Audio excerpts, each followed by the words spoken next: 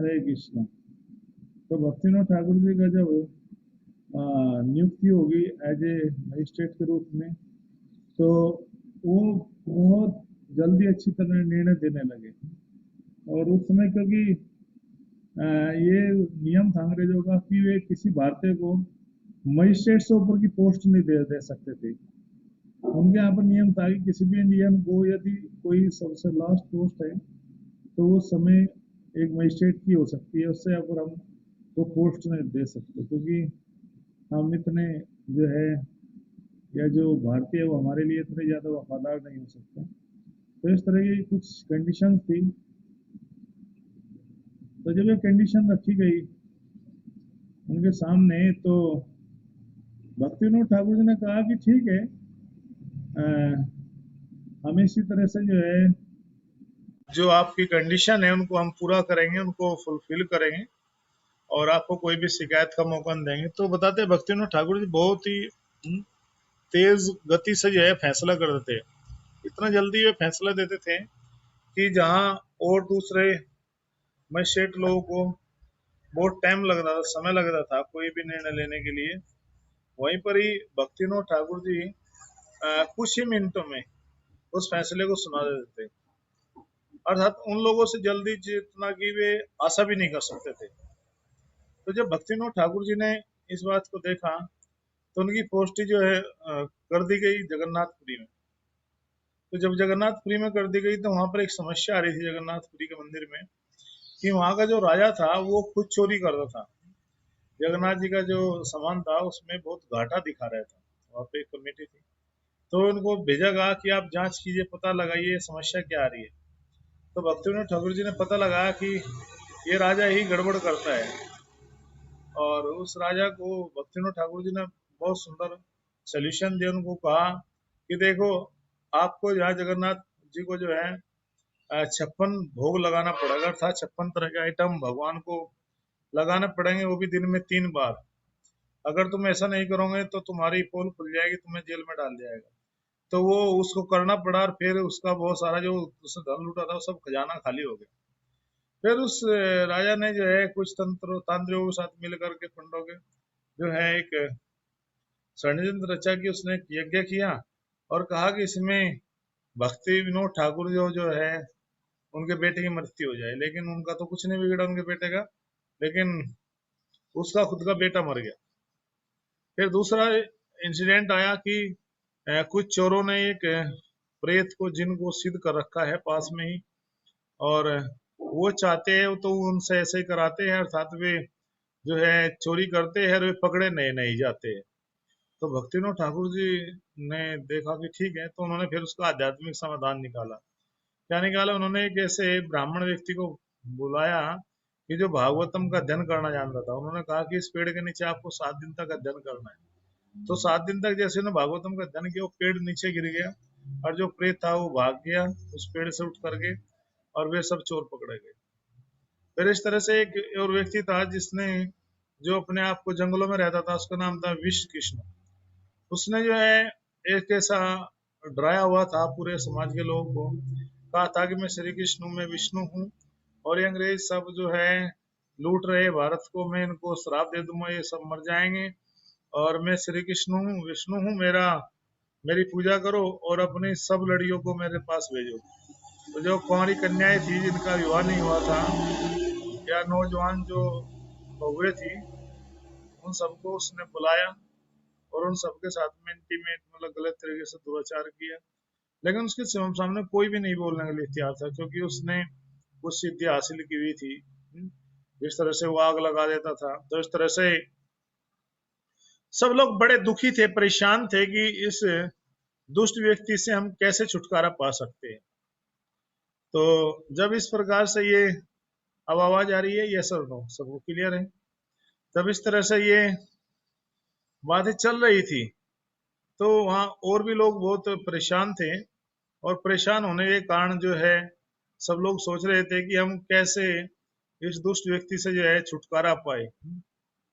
तो लेकिन किसी के पास भी कोई भी समाधान नहीं था कि हम लोग और कैसे इससे जो है छुटकारा पाए, कैसे हम लोग जो है कोई भी इस तरह से जब करने के लिए तैयार नहीं था, तो वो बड़े दुखी हुए, बड़े परेशान हुए सब लोग। लेकिन इसका समाधान क्या किया जा सकता है?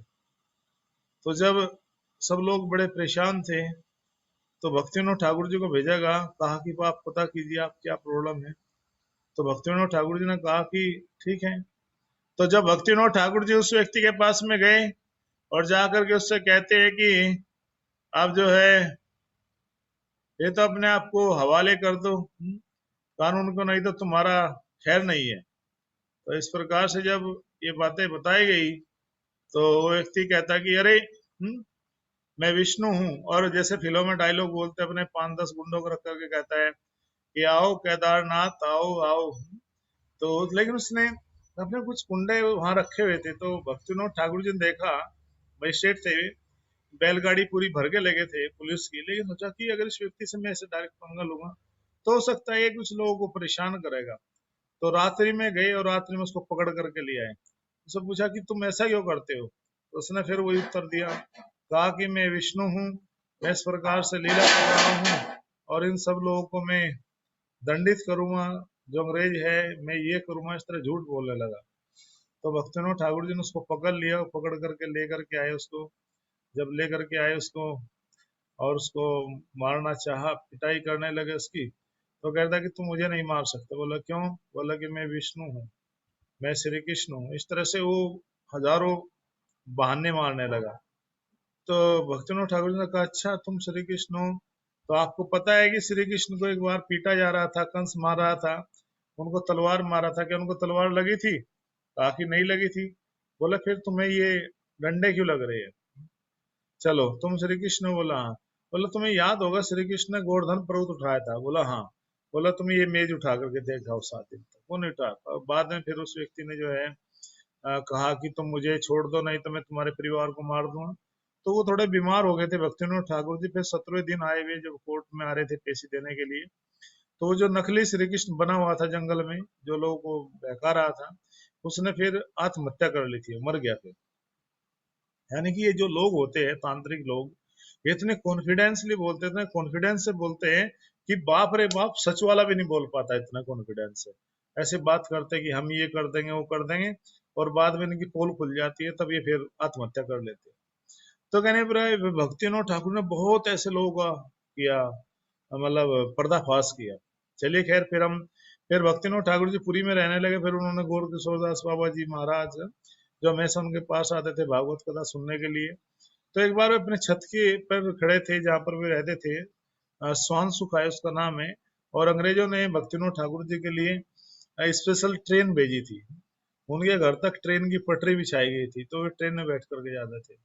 और वे कुछ ही समय सोते थे, बाकी वे 8-8 घंटे तक वे लिखते रहते थे, अध्ययन करते रहते थे ग्रंथों को। 100 से अधिक ग्रंथों की उन्होंने रचना की। और बहुत सारे ग्रंथ जिनमें हमने देखता है कि पूरे वैदिक साहित्य को उन्होंने लिपिबद्ध किया है। जो सब लोग जो है, जो हमारी गौर आरती है वो भी है, गौरार संपद देखे भक्ति विनोदा, भक्ति विनोद ठाकुर जी ने इसको कंपोज किया, लिखा है। और पूरे उन्होंने देखा कि रात्रि के समय बहुत प्रकाश हो रहा है उनकी छत से, तो पूछा ये कहाँ है? तो वो बाद में मुस्लिम लोगों ने प्रभावित से उस स्थान को जो है मियापुर बना दिया था, मायापुर को मियापुर बनाया था। और वो चैतन्य महाप्रभु की स्थली थी। जब वहां रात्रि में कुछ लोग जाते थे खेतों में अपने कुछ पानी चलाने के लिए, तो देखते थे कि वहां संकीर्तन की बहुत जोर जोर से आवाज आती थी, तो कुछ लोग डर जाते थे। तब फिर उन्होंने जगन्नाथ दास बाबा जी को बुलाया, जो 108 वर्ष के हो चुके थे उस समय, सबसे बड़े थे। और उनको एक चोट टोकरे में बड़े से उसमें बिठा करके लाया गया। जब उनके सेवक ने उतारा, तो वहीं उतरते ही जहाँ पर आज योगपीठ है चैतन्य महाप्रभु का, जो जन्म स्थान मंदिर है मायापुर में, तो वहां पर वे कह रहे हैं अमी निताई अमी निताई अमी आछे निताई अमी आछे निताई अमी आछे निमाई निमाई। यानी कि यहीं पर ही निमाई हुए, यहीं पर निमाई हुए, यहीं पर निताई हुए, यहीं पर निमाई निताई, इस तरह से। फिर वहां पर भक्तिविनोद ठाकुर जी ने पूरा उस योग पीठ का जो है शुरुआत की, और पूरे कलकत्ता में घूम घूम करके उन्होंने हर घर से 1-1 रुपया डोनेशन का लिया और वहां पर योग पीठ की स्थापना की। तो इतना कुछ इंटीमेट हुआ। बाद में एक बाबा जी थे जो हमेशा कथा सुनने के लिए आते थे भक्तिविनोद ठाकुर जी से, क्योंकि भक्तिविनोद ठाकुर जी ऑफिशियल व्यक्ति थे। तो वे जिस तरह से वे कोट पहनते थे, तो उन्होंने ऑब्जेक्शन किया कि ये धोती क्यों नहीं पहनते, कोट क्यों पहनते, इस तरह से। मतलब सातवें गोस्वामी है भक्तिविनोद ठाकुर, लेकिन उनके खिलाफ ही आंदोलन क्या किया, कहता है कि ये जो हरे कृष्ण महामंत्र है ये गाने के लिए नहीं है, सॉरी ये गाने के लिए है। उन्होंने बोला कि निताई गौर राधे श्याम जप हरे कृष्ण हरे राम, कि जप तो होना चाहिए महामंत्र पे ही, हरे कृष्ण महामंत्र होना चाहिए, लेकिन जो कीर्तन होना चाहिए वो निताई गौर राधे श्याम को होना चाहिए। इसलिए हम देखते हैं वृंदावन हमारा इस्कॉन मंदिर के पीछे एक आश्रम है, वो उसी संप्रदाय का ही है। वे हरे कृष्ण महामंत्र का जप ना करके जप निताई गौर राधे श्याम करते हैं, बिल्कुल मंदिर के बैक साइड में है मंदिर। तो वो ऐसे उन्होंने कंसेप्ट दिया, धीरे धीरे जितने सब लोग थे सबको कंफ्यूजन में डाल दिया, तो सब लोग छोड़ करके चले गए। तो भक्ति सिद्धांत जी और भक्तिविनोद ठाकुर जी बहुत परेशान हुए कि ऐसा क्यों हो रहा है, क्योंकि वो एक उसका इतना प्रभाव था कि लोग उन्हीं की बातों में आते जा रहे थे। तो बाद में भक्तिविनोद ठाकुर जी ने कहा भक्ति सिद्धांत जी से कि तुम घबराओ मत और आप जो है इस तरह से लगे रहिए। तो एक दिन क्या हुआ कि एक पड़ोस में एक लड़की थी और वो एक्सपायर होगी। जब वो एक्सपायर होगी तो उनको ले जाया जा रहा था संस्कार के लिए, तो रास्ते में गंगा जी पे जाते समय वही बाबा जी मिले। तो उन्होंने पूछा इनको क्या हुआ, तो सब लोगों ने कहा कि इनको इनकी मृत्यु हो गई है। तो उन बाबा जी ने कहा कि नीचे उतारो, तो नीचे उतारा डेढ़ बड़ू। उन्हें कान में बोला कि जप निताई गो राधे श्याम भज हरे कृष्ण हरे राम। तो लड़की भी ऐसे ही उठ करके बोलने लगी जप निताई गो राधे श्याम भज हरे कृष्ण हरे राम। तो सब लोग बहुत प्रभावित हुए, लेकिन एक क्षण के बाद में ही उस लड़की ने फिर से प्राण छोड़ दिया। तो भक्तिविनोद ठाकुर जी का उस समय पूरा विरोध हो रहा था। भक्तिविनोद ठाकुर जी समझाना चाहते हैं कि जो हमारा वैदिक धर्म है, वैदिक साहित्य है, वो किस प्रकार से महान है, लेकिन लोग इस बात को मानने के लिए तैयार नहीं थे। तब उन्होंने भक्ति सिद्धांत जी को अपने पुत्र विमला प्रसाद यानी भक्ति सिद्धांत जी, जो हमारे इस्कॉन के फाउंडर आचार्य शिलपा जी गुरु है, उनको आदेश दिया कि आप जो है इन लोगों को कंफ्यूजन मत पड़िए, आप बैठ करके भजन कीजिए। फिर उन्होंने 9 साल तक उस विद्यापीठ जो है अर्थात चैतन्य महाप्रभु का जन्म स्थान है, वहां पर उन्होंने भजन किया 9 साल तक। 3 करोड़ हरे कृष्ण महामंत्र का इस तरह से जो है कठोरता पूर्वक, सॉरी 9 करोड़ महामंत्र का जप किया। और फिर उसके बाद में इनको सपने में ही चैतन्य महाप्रभु पूरी गुरु परंपरा दिखाई दी। पंचतत्व उनके सपने में आए, उन्होंने कहा कि पहली बार उनको प्रभु शब्द का यूज किया, कहा कि आप प्रचार कीजिए। तो उन्होंने कहा कि मेरे पास न बल है न धन है। इस तरह से भक्तिविनोद ठाकुर जी बहुत प्रयास करते थे। एक बार उनको एक डिबेट में जाना था। डिबेट क्या थी, ब्राह्मण वर्सेज वैष्णव, वैष्णव और ब्राह्मणों में कौन श्रेष्ठ है, क्योंकि ये बहुत बड़ा एक कंट्रोवर्सी का विषय था उस समय, बहुत एक चुनौती का विषय बना हुआ था। तो जो स्मार्ट ब्राह्मण थे अपने आप को बहुत श्रेष्ठ मानते थे, तो उन्होंने पूरा उसके लिए लिखा, लेकिन ठीक समय पर जब उनको जाना था उस दिन, तो वो बीमार हो गए और वे सोचने लगे ऐसा कौन महान वैष्णव है जो संसार में जा करके वैष्णव धर्म को बता सके लोगों को। जो लोग वैष्णव धर्म के विरोध में है या जिनको पूरा ज्ञान नहीं है, जो लोग इस तरह से भ्रमित है, उनके भ्रम को कौन ऐसा वैष्णव है जो दूर कर सकता है, ऐसा भक्त। तो जो विमल प्रसाद जी थे उस समय उनके पुत्र, तो उनसे कहा, उन्होंने कहा कि मैं जाऊंगा। तो उन्होंने कहा कि आप कैसे जा पाओगे, आप तो बालक है, वहां इतने बड़े बड़े विद्वान ब्राह्मण ये सब लोग आएंगे। तो उन्होंने कहा कोई बात नहीं है, जो भी आएंगे तो मैं निश्चित रूप से जो हूँ उनका सामना करूंगा और उनके सामने जा करके मैं अपने इस वैदिक सिद्धांत को जो है प्रतिपादित करूंगा, लोगों को बताऊंगा कि हमारा जो वैदिक सिद्धांत है वो किस प्रकार से महान है। तो जब ये गए भक्ति सिद्धांत जी, तो वहां पर बहुत सारे लोग आए हुए थे। तो भक्ति सिद्धांत जी ने बहुत एक बीच का रास्ता निकाला और सोचा कि अगर मैं यहाँ पर इन मायावादियों के बीच में जाकर के अपने धर्म का प्रचार करूंगा तो जाहिर सी है विरोध होगा। तो उन्होंने पहले वहां पर क्या किया कि उन लोगों का खूब प्रशंसा की। जो लोग ब्राह्मण आए थे उनको बताया कि ब्राह्मण धर्म कितना महान है, ब्राह्मण कितने महान होते हैं। तो सब लोग जो ब्राह्मण थे जो विरोध में थे वो भी खुश हो गए, कहने वाह वाह, अरे वैष्णव हुआ तो क्या हुआ अपने ये, लेकिन देखो हम ब्राह्मणों कितनी प्रशंसा कर रहा है, कितना महान हमें बता रहा है, और सब लोग उनको आशीर्वाद या प्रेम करने लगे। तो वहां पर पुलिस भी आई थी। तो जब उन्होंने देखा कि इस प्रकार से लोगों को फिर ब्राह्मण के गुण बताए, वैष्णव फिर वैष्णव के गुण बताए कि इस तरह से ब्राह्मण महान है, लेकिन वैष्णव उनसे भी अधिक महान कैसे है, कैसे वो भगवत भक्ति का प्रचार करते हैं।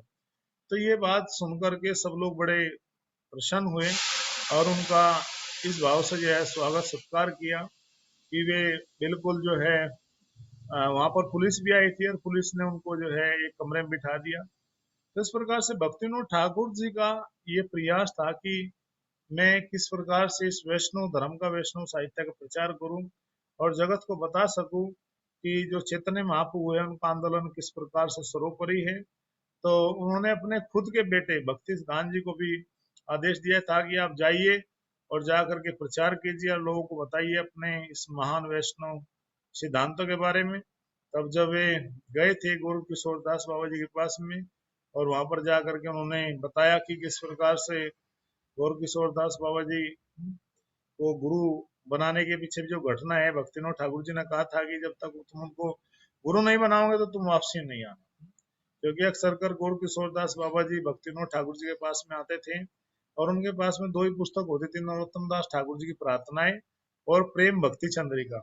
कहते जगन्नाथ दास बाबा जी कहते थे कि यदि तुम्हारे पास में 1.5 आना हो, उस समय का मुद्रा है, तो उस समय 2 ग्रंथ जरूर खरीद लेना। एक जो है नरोत्तम दास ठाकुर जी की प्रार्थनाएं और एक प्रेम भक्ति चंद्रिका, क्योंकि उसमें पूरा सार दिया गया है भक्ति दोनों। और भक्ति सिद्धांत जो गोर किशोर दास बाबा जी थे, उनके पास में एक स्टैंप होती थी जिस पर राधा कृष्ण लिखा होता था, तो उसको चंदन में भिगो करके ऐसे लगा देते थे। तो ऐसे उन्होंने भक्ति सिद्धांत जी को भी लगा दिया।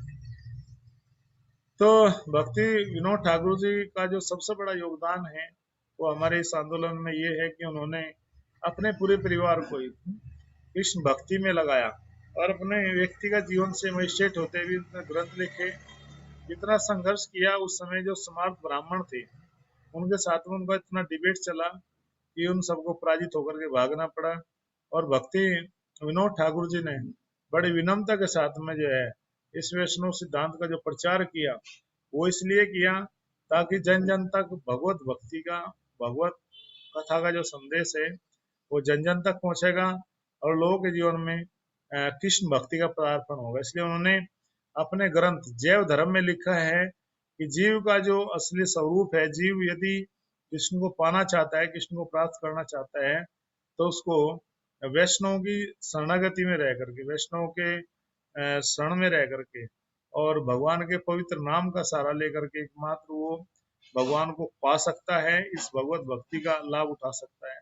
और बहुत सारा उन्होंने पूरा जो हमारे साहित्य है वैदिक, उसके पूरे पूरे उन्होंने गीतों के माध्यम से, भजनों के माध्यम से जो है लिपिबद्ध किया और बताया कि इस प्रकार से जो है पूरे मानव समाज का जो कल्याण है वो भगवत भक्ति के अंदर निहित है। क्योंकि जैसे ही जीव अपने स्वरूप को भूलता है तो वो अपने भगवत भक्ति के सिद्धांतों को भूल जाता है। इसलिए कहते हैं कि कृष्णा भूले जीव ऐर बहिर्मुख है, कि कृष्ण को भूलते ही जीव जो है बहिर्मुख हो जाता है। बहिर्मुख का मतलब होता है कि वो विपरीत दिशा में हो जाता है भगवान से सही। और कहते हैं कि तभी उसके जीवन में दुखों का सामना आता है। तो भक्तिविनोद ठाकुर जी का जो सर्वोपरि सिद्धांत ये था, जो उन्होंने सपना देखा था उस दिन छत से, कहा था कि ये मायापुर स्थान ऐसा होगा कि यहाँ पर एक समय पूरे यूरोप के, इंग्लैंड के, अमेरिका के, फ्रांस के, कनाडा के, पूरे चाइना, सभी देशों के भक्त लोग आएंगे और वो एक साथ आकर के यहाँ पर कीर्तन करेंगे जो है, और गोर हरि बोल बोलेंगे, गोर हरि का नारा देंगे, गोर हरि बोल बोलेंगे। तो वो दिन कब आएगा, अर्थात एक ऐसा सेनापति भक्त कब आएगा जो आकर के इस पूरे सिद्धांत का प्रचार करेगा, पूरे मानव जगत के लिए पूरे भगवत भक्ति का प्रसार कब करेगा, वो ऐसा समय कब आएगा। तो ये हमेशा भक्ति विनोद ठाकुर जी अपने कार्यकलाप में ये हमेशा सोचा करते थे।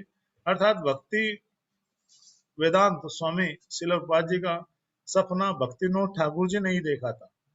आप देख सकते हो कि जो हमारा दिल्ली में स्टॉप कैलाश मंदिर है, तो वहां पर भी आप जो है जहाँ पर चेतन चरितमृत का ऊपर पोर्शन है, सेक्शन है, तो वहां पर एक भक्तिविनोद ठाकुर जी बैठे हैं कुर्सी पे, और वो लाइट देख रहे हैं और यही विचार कर रहे हैं कि इस मायापुर का जो प्रचार होगा पूरे विश्व के लोग आएंगे, तो वो दिन कब आएगा और कब ऐसा सेनापति भक्त आएगा जो हमें कृष्ण भक्ति के आंदोलन मचा देगा। नदिया में उठा है हरि नाम का समंदर, पापों का करोड़ बहकर निस्तार हो रहा है। हरि नाम का प्रचार हो रहा है। कहते हैं कि इस हरिनाम का प्रचार, नदिया में उठा है हरिनाम का समुंदर। हरिनाम का समुंदर उठा था एक समय। कब? चैतन्य महाप्रभु के समय में हरि कृष्ण महामंत्र की बाढ़ आई थी, सब कुछ बह गया था। तो वो जो भक्तों में गौर बैठे हैं, भक्तों में गौर बैठे हैं और हरिनाम संकीर्तन का प्रचार हो रहा है, तो ऐसा सपना, ऐसा दिन कब आएगा हमारे जीवन में कि वो दिन फिर से लौट के आएगा और महान वैष्णव आकर के वो सेनापति भक्त पूरे विश्व में इस हरे कृष्ण महामंत्र को क्या कर देगा? गुंजायमान कर देगा, पूरा कृष्ण भक्ति से आप्लावित कर देगा। लोगों के जीवन में वो कृष्ण प्रेम किस प्रकार से आएगा। तो ये सब सपना जो है भक्तिविनोद ठाकुर जी ने पहले ही देखा था प्रभुपाद जी के विषय में। तो उन्हीं महान वैष्णव भक्तिविनोद ठाकुर जी का जो है क्या है, आज तिरुभाव दिवस है। उसी के साथ साथ आज तिरुभाव दिवस है क्या, गदाधर पंडित जी का भी। गदाधर जी को थे, गदाधर जी जो है राधा रानी के एक्सपेंशन अवतार माने जाते हैं। जो चैतन्य महाप्रभु की लीला में आपने सुना होगा कि टोटा गोपीनाथ जी में पुजारी गदाधर जी क्या करते थे, पुजारी की सेवा करते थे जगन्नाथपुरी में। और जब चैतन्य महाप्रभु संन्यास लेकर के जगन्नाथपुरी में रह रहे थे, तो उनसे नित्य डेली भागवत कथा सुनते थे। एक बार जब गदाधर जी बूढ़े हो गए तो उनसे श्रृंगार नहीं हो पा रहा था, तो टोटा गोपीनाथ जी जो है क्या हो गए, कहा कि मैं झुक जाता हूँ। तो ऐसे ऐसे झुके तो माला पहना दी, इसलिए टोटा गोपीनाथ जी ऐसे झुके ठाकुर जी आज भी देखते जगन्नाथपुरी। तो ये गदाधर जी का, पंडित जी का भी क्या है, तिरुभाव दिवस आज के दिन में प्रकट हुए थे संसार से, और शिला भक्ति विनोद ठाकुर जी भी। तो इन महान वैष्णवों के चरणों में हमें वंदन करनी चाहिए और उनसे कृपा की याचना करनी चाहिए, ताकि एक भक्ति की एक बूंद भी हमारे जीवन में आ सके और हम भी उस कृष्ण भक्ति की बूंद को भी स्वीकार कर सके। हरे कृष्णा। शिल प्रभुपाद की जय। अब किसी